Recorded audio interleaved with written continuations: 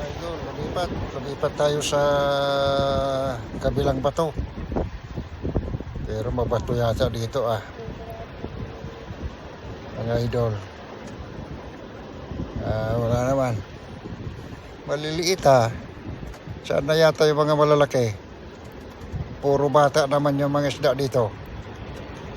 Baka yung malalaki nasa inuman sila. Ito maliliit. Ayan, mabato pa. Mga idol. Nandito tayo sa ibabaw ng bato. Ayan, mga idol. Parang naisabit, mga idol. Ayan.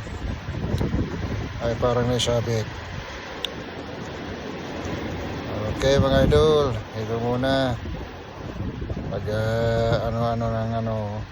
parang naisabit. Ayan, mga idol. Nawala yung pain ko. Ayan, lalagyan natin ng diba? Okay, dito muna. Bye-bye.